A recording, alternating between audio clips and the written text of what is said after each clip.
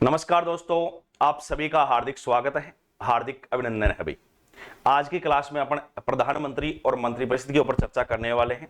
तो सभी विद्यार्थियों को ध्यान से समझना है, एक एक चीज जो है इंपॉर्टेंट है एग्जाम की दृष्टि से, तो आपको सभी को ध्यान में रखना है। देखिएगा, आज की जो क्लास होगी आपकी वो पीएम प्लस मंत्रिपरिषद।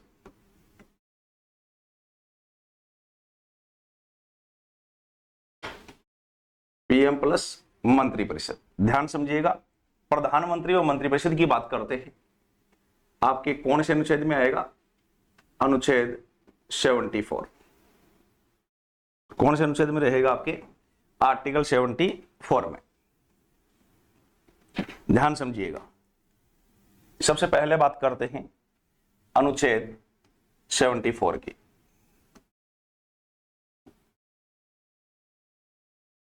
देखो, अनुच्छेद 74 क्या कहता है?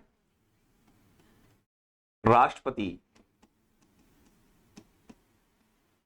को सलाह है, राष्ट्रपति को सलाह व सहायता देने के लिए, राष्ट्रपति को सलाह व सहायता देने के लिए एक मंत्रिपरिषद होगी, जिसका प्रधान या उसी को बोलते हैं मुखिया, प्रधानमंत्री होगा।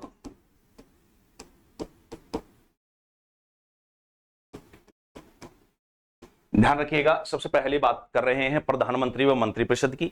आर्टिकल 74 के अंतर्गत प्रधानमंत्री व मंत्रिपरिषद आता है।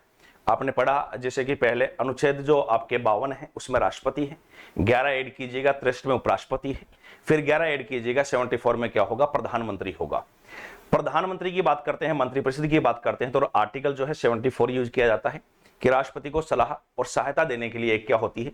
मंत्रिपरिषद होती है, जिसका प्रधान या मुखिया कौन होता है? प्रधानमंत्री होता है। मंत्रिपरिषद में जो होंगे 3 प्रकार के मंत्री होंगे, जो आपको ध्यान से समझने हैं। बात करेंगे किसकी? मंत्रिपरिषद की। मंत्रिपरिषद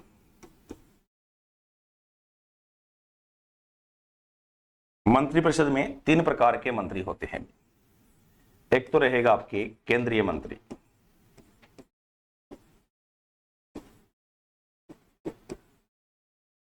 एक तो आपके कौन रहता है? केंद्रीय मंत्री। दूसरा कौन रहेगा? आपके राज्य मंत्री।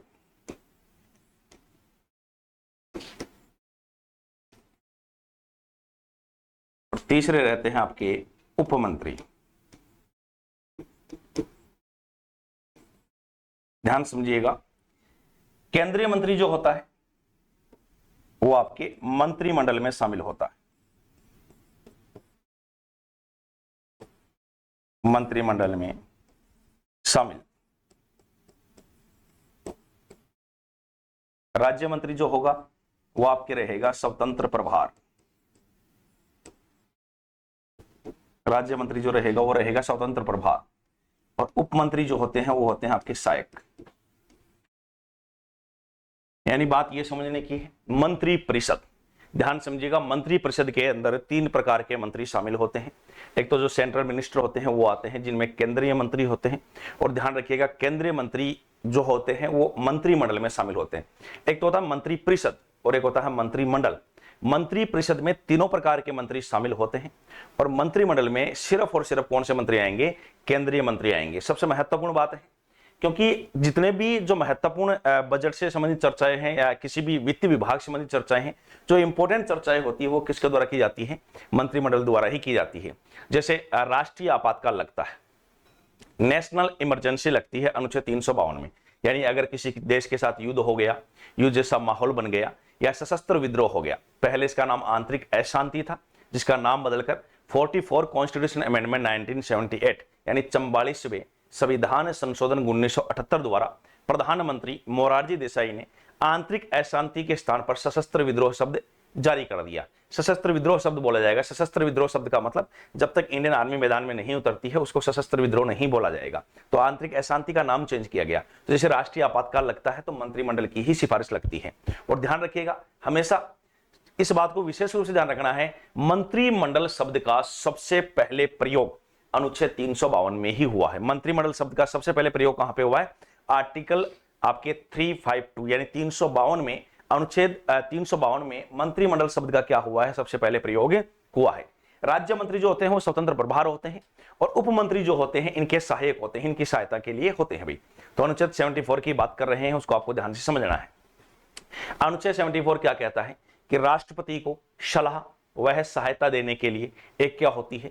मंत्रिपरिषद होती है, जिसका मुखिया या प्रधान कौन होता है? हमेशा ऑलवेज प्राइम मिनिस्टर होता है, प्रधानमंत्री होता है। मंत्रिपरिषद में 3 प्रकार के मंत्री शामिल किए जाते हैं। पहले आपके केंद्रीय मंत्री आते हैं, वो तो आपके मंत्रिमंडल में शामिल होते हैं। मंत्रिमंडल शब्द का सबसे पहले प्रयोग अनुच्छेद 352 में ही किया गया है, जिसमें राष्ट्रीय आपातकाल लगता है। राज्य मंत्री स्वतंत्र प्रभार होते हैं। दूसरे मंत्री क्या होते हैं? राज्य मंत्री होते हैं, स्वतंत्र प्रभार होते हैं। और तीसरे होते हैं आपके उपमंत्री। और उपमंत्री क्या होगा? हमेशा ध्यान रखिएगा, वो क्या होगा? सहायक होगा। तो अपन प्रधानमंत्री और मंत्रिपरिषद की धीरे धीरे चर्चाएं कर रहे हैं, आपको सभी बातों को ध्यान में रखना है। एक बार सभी विद्यार्थी जो है इसका स्क्रीनशॉट लेंगे भी। चलो आगे देखते हैं, आगे की चर्चा करते हैं। आगे की बात करेंगे प्रधानमंत्री और मंत्रिपरिषद की। आगे क्या चर्चा होगी, आगे क्या चर्चा होगी इसकी बात करते हैं। ध्यान समझिएगा, आपके आएगा आर्टिकल 75, अनुच्छेद 75। थोड़ा ध्यान समझना है। पीएम प्लस मंत्रिपरिषद, पीएम प्लस मंत्रिपरिषद की नियुक्ति राष्ट्रपति करता है।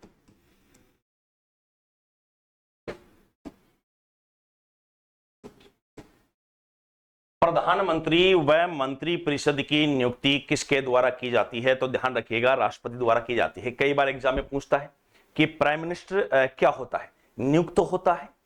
क्या प्रधानमंत्री मनोनीत होता है? क्या प्रधानमंत्री निर्वाचित होता है?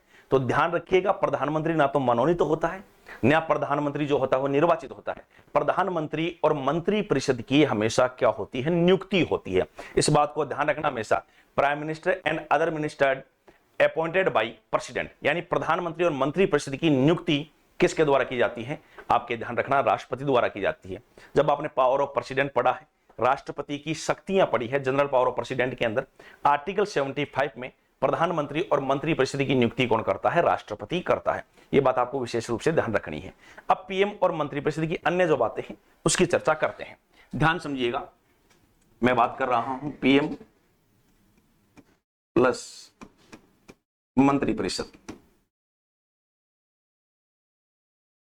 पीएम प्लस मंत्रिपरिषद की आगे की चर्चा करते हैं। सबसे पहले तो क्या आएगा इसके अंदर? योग्यता आती है कि कोई भी व्यक्ति जो प्रधानमंत्री पद का दावेदार है या मंत्रिपरिषद का सदस्य बनता है, मंत्री बनता है, उसके लिए क्या योग्यता होना अनिवार्य है। तो सबसे पहले तो जो बेसिक बातें हैं उनकी बात करते हैं। ध्यान समझिएगा, जो भी व्यक्तित्व प्रधानमंत्री या मंत्रिपरिषद बनेगा वो क्या होगा? वह है भारत का नागरिक हो। देखो, वैसे भी कोई विदेश वाले को तो बनाने वाले रहे, अब भारत का नागरिक होना कंपलसरी है। जितने भी जो संवैधानिक पदाधिकारी हैं, चाहे कोई भी व्यक्तित्व हो, चाहे राष्ट्रपति हो, उपराष्ट्रपति हो, राज्यपाल हो, मुख्यमंत्री हो, प्रधानमंत्री हो, ठीक है, अन्य मंत्री हो, कोई भी व्यक्तित्व हो, चाहे से केग हो, चाहे से भारत का राष्ट्रीय निर्वाचन आयुक्त हो या अन्य कोई पद को धारण करता हो, वह भारत का नागरिक होना कंपलसरी है। इंडियन सिटीजनशिप उसके पास होनी चाहिए, तभी वह इन पद को क्या कर सकता है? धारण कर सकता है। तो वह भारत का नागरिक होगा, तभी वह इस पद को क्या करेगा? धारण करेगा। दूसरी बात, इसके लिए जो योग्यता है वो सबसे महत्वपूर्ण योग्यता है, वह है संसद का या संसद के किसी भी सदन का सदस्य होना अनिवार्य है। वह संसद के किसी भी सदन का सदस्य होना क्या है, अनिवार्य है। मीन्स दैट इसका अर्थ क्या हो गया, संसद के अंदर क्या आता है, संसद बोलिए चाहे से व्यवस्थापिका बोलिए और चाहे अंग्रेजी में आप उसको, इंग्लिश के अंदर आप उसको पार्लियामेंट बोलिए, एक ही बात है। संसद के अंदर हमेशा दो सदन होते हैं, लोकसभा और राज्यसभा। लोकसभा यानी हाउस ऑफ पीपुल, राज्यसभा यानी काउंसिल ऑफ स्टेट। लोकसभा का मतलब हाउस ऑफ पीपुल है, राज्यसभा का मतलब काउंसिल ऑफ स्टेट है। इन दोनों सदनों में से किसी भी सदन का सदस्य होना प्रधानमंत्री या मंत्रिपरिषद बनने के लिए, मंत्री बनने के लिए अनिवार्य होता है।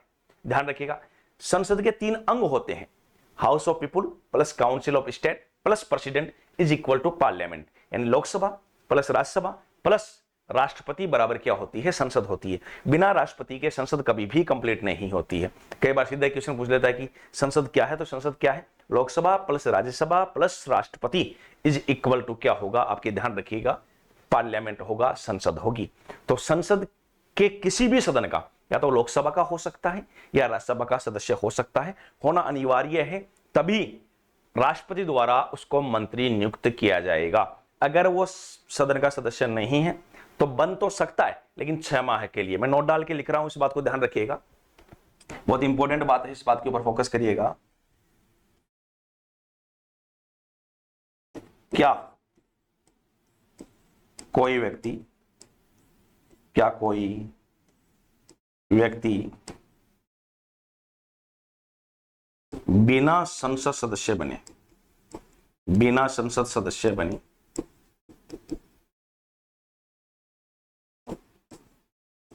मंत्री बन सकता है?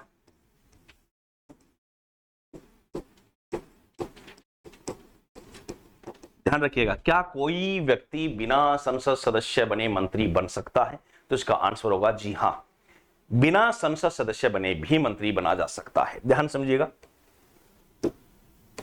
क्या कोई सदस्य बिना व्यक्ति जो है सदस्य संसद सदस्य बने मंत्री बन सकता है? तो हां, बिना संसद सदस्य बने मंत्री बना जा सकता है, लेकिन 6 माह में संसद की सदस्यता अनिवार्य, अन्यथा मंत्री नहीं रहेगा। ध्यान रखिएगा, बिना संसद सदस्य बने मंत्री तो बन सकता है, लेकिन अधिकतम कितने माह के लिए? 6 माह के लिए। जैसे पहले आपने देखा भी होगा, लोकसभा चुनाव के अंदर एक बार जो 2014 वाला लोकसभा चुनाव है उसके अंदर स्मृति जो ईरानी है, भारत के अंदर लोकसभा चुनाव हार गई थी राहुल गांधी के खिलाफ। उसके बाद में भी उसको जो मंत्री पद है, प्रधानमंत्री मोदी जो है आपके, उनकी सरकार द्वारा उसको मंत्री पद दिया गया था। तो ध्यान रखिएगा, मंत्री पद दिया जा सकता है, मंत्री बनाया जा सकता है, लेकिन 6 महीने के अंदर, 6 माह के अंदर उसको क्या करना पड़ेगा, ये सबसे कंपलसरी बात है। 6 माह में उसको संसद की सदस्यता लेनी पड़ेगी, अन्यथा वो मंत्री नहीं रहेगा। यानी 6 माह के अंदर उसको लोकसभा या राज्यसभा से क्या बनना पड़ेगा, सदस्य बनना पड़ेगा। ऐसे कई बार हुआ है कि जो मंत्री बनाए गए और वो संसद के सदस्य नहीं थे, बाद में उनको सदस्यता दिलाई गई है। तो क्या कोई व्यक्ति बिना संसद सदस्य बने मंत्री बन सकता है? तो जी हां, बन तो सकता है, लेकिन 6 माह के अंदर उसको संसद की सदस्यता अनिवार्य है, अदरवाइज अन्यथा वो मंत्री नहीं रहेगा। इस बात को आपको ध्यान में रहना है। तो प्रधानमंत्री और मंत्रिपरिषद की योग्यता की बात कर रहे थे। सबसे महत्वपूर्ण है वह भारत का नागरिक होना चाहिए। वह भारत का नागरिक हो, वह संसद के किसी भी सदन का सदस्य होना अनिवार्य है। किसी भी सदन का सदस्य हो, चाहे वो लोकसभा से हो चाहे राज्यसभा से हो। तो क्वेश्चन ये बनता है कि क्या बिना संसद सदस्य बने भी मंत्री बना जा सकता है? तो जी हां, बना जा सकता है, कोई दिक्कत वाली बात नहीं है, कोई समस्या नहीं है, मंत्री बना सकते हो, लेकिन 6 माह में वो संसद की सदस्यता ले ले, अदरवाइज जो 6 माह के बाद में उसको पद छोड़ना पड़ेगा, वो मंत्री नहीं रहेगा। तो 2 योग्यताएं आ गई है। तीसरी योग्यता की अपन चर्चा करेंगे, उसको मैं यहीं लिख देता हूं, आप ध्यान रखिएगा। तीसरी योग्यता को जो रहेगी वो क्या रहेगी, वह 25 वर्ष की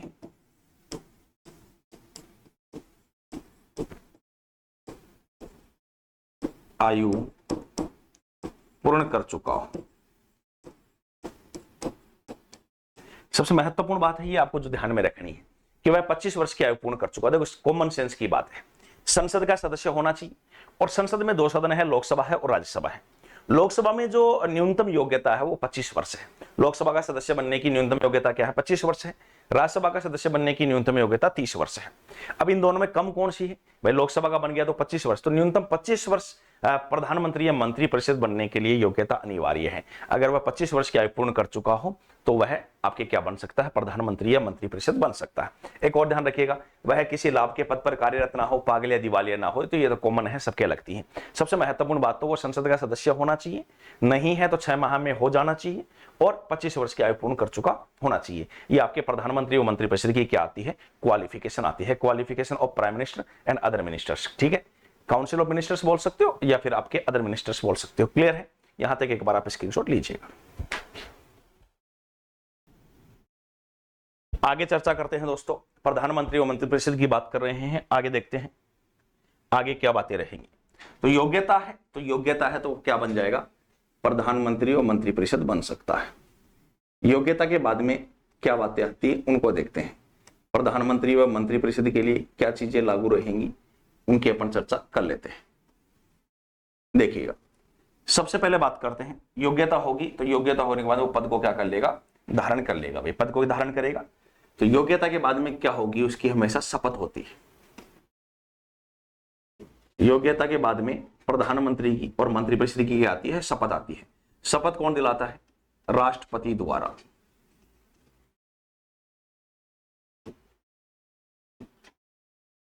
प्रधानमंत्री व मंत्रिपरिषद को ध्यान समझो, बात को ध्यान समझो, प्रधानमंत्री को शपथ राष्ट्रपति दिलाता है, फिर प्रधानमंत्री की सिफारिश के ऊपर राष्ट्रपति अन्य मंत्रियों की नियुक्ति करता है और प्रधानमंत्री के कहने के ऊपर ही अन्य मंत्रियों की नियुक्ति के बाद में उनको शपथ दिलाती जाती है। तो ध्यान रखना, मैं एक बात बता रहा हूं आपको, मंत्री परिषद की नियुक्ति प्रधानमंत्री की सिफारिश पे होती है, मंत्रियों की नियुक्ति राष्ट्रपति करता है, लेकिन मंत्रियों के विभागों का बंटवारा प्रधानमंत्री करता है, जो मैं आपको बताने वाला हूं। तो ध्यान समझिएगा, शपथ राष्ट्रपति द्वारा दिलाई जाएगी। शपथ के बाद में क्या आ जाएगा, कार्यकाल। कार्यकाल सामान्यतः कितना होता है, 5 वर्ष होता है। कार्यकाल सामान्यतः कितना होता है, 5 वर्ष होता है। अब आपको काम की बातें बता रहा हूं, थोड़ा ध्यान दीजिएगा। राष्ट्रपति लोकसभा में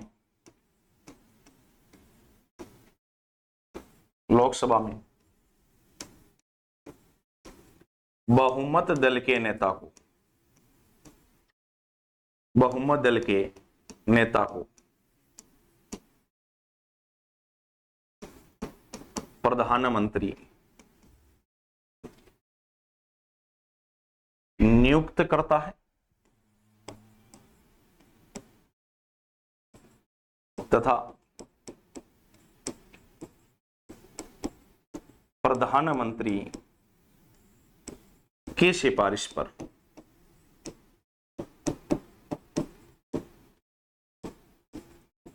अन्य मंत्रियों की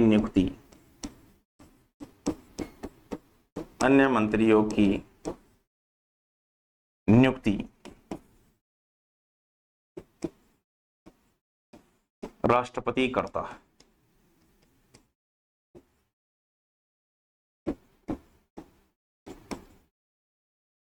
ध्यान समझना बात को, राष्ट्रपति किसको प्रधानमंत्री बनाएगा, लोकसभा में जो बहुमत दल का नेता होगा, जो चुनाव जीत के आई है पार्टी, उसके नेता को क्या बनाता है, प्रधानमंत्री नियुक्त करता है तथा प्रधानमंत्री सिफारिश करेगा। अपने मंत्री जो परिषद है उसके मंत्रियों का नाम जो है, लिस्ट जो है, राष्ट्रपति के पास प्रधानमंत्री भेजता है और उन्हीं मंत्रियों की नियुक्ति कौन करता है, राष्ट्रपति करता है। लेकिन सबसे महत्वपूर्ण बात, वो मंत्री पद की शपथ दिलाता है उनको, मंत्री बनाता है उनको, मंत्री नियुक्त करता है उनको, लेकिन कौन रेलवे मिनिस्टर बनेगा, कौन फाइनेंस मिनिस्टर मिलेगा, ये किसको कौन कौन सा विभाग मिलना है, ये काम प्रधानमंत्री का होता है। ध्यान रखिएगा, मंत्रियों को उनके विभागों का बंटवारा प्रधानमंत्री द्वारा किया जाता है, ना कि राष्ट्रपति। तो महत्वपूर्ण बात है, ध्यान समझनी है।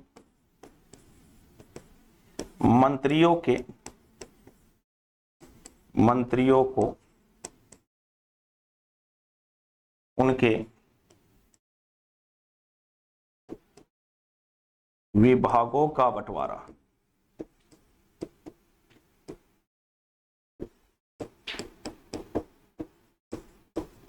प्रधानमंत्री करता है। मंत्री जो नियुक्त कर दिए गए हैं, उन सभी की नियुक्ति के बाद में उनको कौन सा विभाग अलॉट करना है, ये कार्यक्रम प्रधानमंत्री करेगा, ना कि राष्ट्रपति। तो ध्यान रखिएगा, प्रधानमंत्री और मंत्रिपरिषद को शपथ राष्ट्रपति दिलाता है। कार्यकाल उनका 5 वर्ष होता है। अब लोकसभा भंग हो जाए बीच में तो बात अलग है, जब संसद पढ़ेंगे तब बात करेंगे। लोकसभा भंग हो जाती है, सरकार गिर जाती है, तो बात अलग है। ध्यान रखिएगा, यह भी आपको ध्यान रखना है, प्रधानमंत्री की मृत्यु पर या प्रधानमंत्री का पद खाली होने पर या प्रधानमंत्री त्यागपत्र दे दे, ऐसी स्थिति में मंत्रिपरिषद भंग होती है, ना कि लोकसभा। यह बात ध्यान रखिएगा, मैं नोट डाल के फिर लिख रहा हूं इस बात को, इंपॉर्टेंट बात है, इसको भी ध्यान रखिएगा। पीएम का पद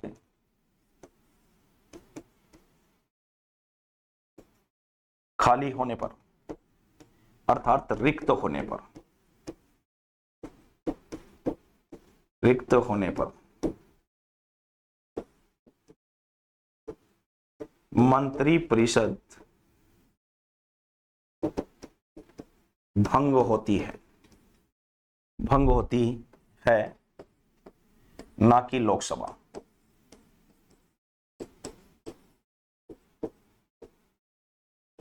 इंपॉर्टेंट बात है, प्रधानमंत्री का पद रिक्त हो गया, प्रधानमंत्री ने त्यागपत्र दे दिया है, प्रधानमंत्री की आकस्मिक रिक्ति हो जाती है, ऐसी दशा में कभी भी ध्यान रखना, सरकार नहीं गिरती है, लोकसभा भंग नहीं होती है, मंत्रिपरिषद भंग हो जाती है, नया प्रधानमंत्री की नियुक्ति होगी और वो अपने अनुसार मंत्रिपरिषद का क्या करेगा, गठन करेगा, वो अपने मंत्रियों की क्या कर लेगा, नियुक्ति कर लेगा। तो ये भी इंपॉर्टेंट बात है, पीएम का पद खाली होने पर या रिक्त होने पर मंत्रिपरिषद भंग होती है, ना कि लोकसभा भंग नहीं होगी। सभी विद्यार्थी जो है एक बार यहां तक आप स्क्रीनशॉट लीजिएगा।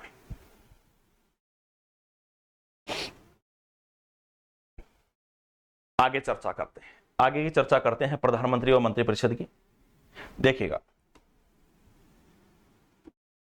मंत्रिपरिषद का आकार,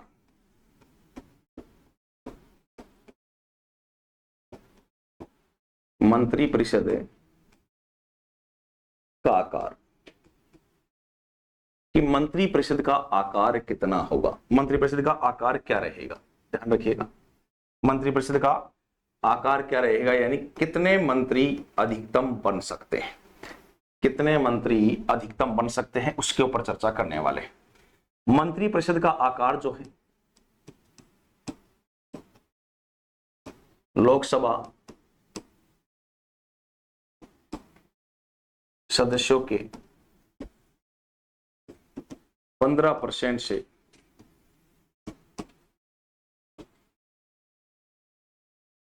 अधिक नहीं होगा,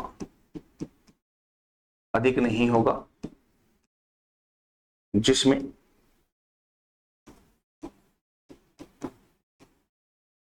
प्रधानमंत्री भी शामिल। कहने का मतलब क्या है, मंत्रिपरिषद का आकार क्या हो सकता है, लोकसभा सदस्यों के 15% से अधिक मंत्री नहीं बनाए जा सकते हैं, जिसमें प्रधानमंत्री भी क्या होता है, शामिल होता है। जैसे मैं छोटा सा एग्जांपल दूं, जो कोई राज्य होगा उसमें भी मंत्रिपरिषद का आकार यही रहता है। जैसे मान लो राजस्थान है, राजस्थान में विधानसभा सीटें कितनी हैं, 200। विधानसभा सीटें कितनी हैं, 200। तो 200 का 15% कितना हो गया, 30, यानी 29 तो क्या रह सकते हैं, मंत्री, और एक क्या रहेगा, मुख्यमंत्री। उसी प्रकार से केंद्र में होता है। जो लोकसभा संख्या है उस लोकसभा संख्या की बात करते हैं तो आपको पता है अधिकतम 552 हो सकती है, वर्तमान में 545 है। ठीक है, ध्यान रखना, पहले 2 एंग्लो इंडियन जो है मनोनीत किए जाते थे राष्ट्रपति द्वारा, उसको हटा दिया गया है। अब 2 एंग्लो इंडियन मनोनीत नहीं होते हैं लोकसभा में। तो मंत्रिपरिषद का आकार कितना होगा? लोकसभा सदस्यों के 15% से अधिक नहीं हो सकता है, जिसमें प्रधानमंत्री स्वयं क्या रहेंगे, इंक्लूड रहेंगे, प्रधानमंत्री भी क्या रहेंगे, शामिल रहेंगे भाई। तो एक बार इसको भी आप स्क्रीनशॉट लीजिएगा भाई। आगे देखते हैं, आगे की चर्चा करते हैं। आगे जो है 2 क्वेश्चन बहुत महत्वपूर्ण बनते हैं, दोनों क्वेश्चन लिख रहा हूं। देखो, एक क्वेश्चन पूछता है मंत्री परिषद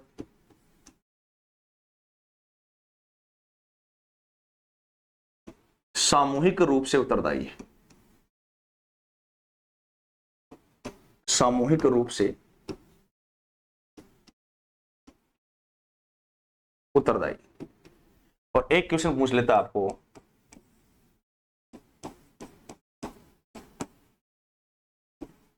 मंत्री परिषद व्यक्तिगत रूप से उत्तरदायी। ये 2 क्वेश्चन है, बार बार एग्जाम में पूछे जाते हैं कि मंत्री परिषद सामूहिक रूप से उत्तरदायी होगी तो किसके प्रति होती है, मंत्री परिषद व्यक्तिगत रूप से उत्तरदायी होगी तो किसके प्रति, आपके किसको जो है लायबल रहेगी, वो किसके प्रति उत्तरदायी रहेगी, उसकी बात कर रहे हैं। देखो, सीधी सी बात है, मंत्री परिषद में कौन कौन आएगा, प्रधानमंत्री और मंत्री आएंगे, तो वो खुद के प्रति तो लायबल हो नहीं सकते हैं। सामूहिक है तो खूब सारे हैं, तो आप ये समझ सकते हो कि लोकसभा में ही बहुमत दल का नेता होता है प्रधानमंत्री, और मंत्रिपरिषद और जो आपके प्रधानमंत्री बनते हैं वो मुख्य रूप से उनकी भूमिका लोकसभा से ही होती है। तो मंत्रिपरिषद जब भी सामूहिक रूप से उत्तरदायी होगी तो वो किसके प्रति होगी, लोकसभा के प्रति उत्तरदायी होगी भाई। मंत्रिपरिषद हमेशा सामूहिक रूप से किसके प्रति उत्तरदायी होती है, लोकसभा के प्रति। और मंत्रिपरिषद व्यक्तिगत रूप से, मतलब सिंगल मंत्री की बात कर रहे हैं, तो वह हमेशा ध्यान रखिएगा किसके प्रति उत्तरदायी होंगे, राष्ट्रपति के प्रति। किसके प्रति उत्तरदायी होंगे, राष्ट्रपति के प्रति उत्तरदायी होंगे। तो प्रधानमंत्री और मंत्रिपरिषद की चर्चा कर रहे हैं अपन। मंत्रिपरिषद जो है सामूहिक रूप से उत्तरदायी लोकसभा के प्रति है, और व्यक्तिगत रूप से उत्तरदायी किसके प्रति है, राष्ट्रपति के प्रति है भाई। तो एक बार यहां तक एक बार आप इसको स्क्रीनशॉट ले लीजिएगा भाई। तो दोस्तों, जो आज पढ़ा है उसको एक बार रिवाइज करते हैं, ध्यान समझिएगा। एक एक जो पॉइंट है उसकी मैं चर्चा वापस से कर रहा हूं आपके साथ, इस बात के ऊपर फोकस करिएगा। देखो, अपन ने स्टार्ट किया है प्रधानमंत्री व मंत्रिपरिषद। आर्टिकल 74 अनुच्छेद 74। अनुच्छेद 74 क्या कहता है कि राष्ट्रपति को सलाह व सहायता देने के लिए क्या होगी, एक मंत्रिपरिषद होगी, जिसका प्रधान या मुखिया कौन होता है, प्रधानमंत्री होगा। मंत्रिपरिषद में हमेशा 3 प्रकार के मंत्री होते हैं, एक केंद्रीय मंत्री होगा, एक राज्य मंत्री होगा, एक उप मंत्री होगा। केंद्रीय मंत्री मंत्रिमंडल में शामिल होता है, राज्य मंत्री स्वतंत्र प्रभार होता है, और उप जो मंत्री होगा वो क्या होगा, इनका सहायक होगा। उसके बाद में अपन ने चर्चा करी, तो ध्यान समझिएगा, अनुच्छेद 75 के अंदर 75 के अंतर्गत prime minister and other ministers appointed by president, यानी प्रधानमंत्री व मंत्रिपरिषद, यानी council of ministers and prime ministers appointed by president. प्रधानमंत्री व मंत्रिपरिषद की नियुक्ति राष्ट्रपति करता है। योग्यता की बात करें तो वह भारत का नागरिक होता है, वह संसद के किसी भी सदन का सदस्य होना अनिवार्य होता है, वह 25 वर्ष की आयु पूर्ण कर चुका हो, पागल या दिवालिया ना हो, किसी लाभ के पद पर कार्यरत ना हो। क्या कोई व्यक्ति बिना संसद सदस्य बने मंत्री बन सकता है क्या? तो बिल्कुल इसका आंसर है हाँ, बन सकता है, लेकिन ध्यान रखना 6 माह में उसे संसद की सदस्यता क्या होगी, अनिवार्य होगी, अन्यथा वो मंत्री नहीं रहेगा। इसके बाद में अपन ने चर्चा करी, ध्यान समझिएगा, मंत्रिपरिषद और प्रधानमंत्री की शपथ कौन दिलाता है, राष्ट्रपति। कार्यकाल कितना होता है, 5 वर्ष। कम हो सकता है, अगर लोकसभा भंग हो जाए तो कम हो जाएगा, ठीक है। राष्ट्रपति लोकसभा में बहुमत दल के नेता को प्रधानमंत्री नियुक्त करता है, तथा प्रधानमंत्री की सिफारिश पर अन्य मंत्रियों की क्या की जाती है, नियुक्ति की जाती है। ध्यान रखिएगा, अन्य मंत्रियों की नियुक्ति भले ही राष्ट्रपति करता हो, लेकिन उनके विभागों का बंटवारा जो है वो कौन करता है, वो हमेशा प्रधानमंत्री करता है। सबसे महत्वपूर्ण बात, प्रधानमंत्री का पद रिक्त होने पर या खाली होने के ऊपर लोकसभा भंग नहीं होती है। क्या भंग होगी, मंत्री परिषद भंग होती है। उसके बाद में अपन ने चर्चा करी है, तो मंत्रिपरिषद का आकार क्या होगा, लोकसभा सदस्यों के 15% से अधिक जो है मंत्री नहीं बनाए जा सकते, जिसमें प्राइम मिनिस्टर क्या होता है, इंक्लूड होता है, प्रधानमंत्री उसमें क्या होता है, शामिल होता है। जैसे राजस्थान का एग्जांपल देके समझाया कि राजस्थान के अंदर जो विधानसभा सीटें हैं वो 200 हैं, तो यहाँ पे मंत्री कितने बनेंगे राजस्थान के अंदर? 15% बनेंगे, 30 मंत्री बन सकते हैं अधिकतम, उसमें मुख्यमंत्री भी क्या होता है? शामिल होता है, यानी 29 मंत्री, 29 मिनिस्टर्स एंड एक क्या होगा उसमें? Chief minister. क्लियर है यहां तक? इसके बाद में अपन ने बात करी है मंत्री परिषद सामूहिक रूप से क्या होती है? उत्तरदायी होती है। किसके प्रति होती है? लोकसभा के प्रति उत्तरदायी होती है। मंत्री परिषद व्यक्तिगत रूप से किसके प्रति उत्तरदायी होती है? राष्ट्रपति के प्रति उत्तरदायी होती है। तो दोस्तों आज की क्लास में अपन ने प्रधानमंत्री और मंत्री परिषद से संबंधित जो है वो चर्चा करी है। अगली जो क्लास होगी उसके अंदर अपन जो भारत के प्रधानमंत्री हैं उनसे संबंधित चर्चा करने वाले हैं। तो दोस्तों आज की क्लास जो है उसको यहीं समाप्त करते हैं। नेक्स्ट क्लास में नेक्स्ट टॉपिक के साथ आपसे मुलाकात होगी। तब तक के लिए धन्यवाद। जय हिंद, जय भारत।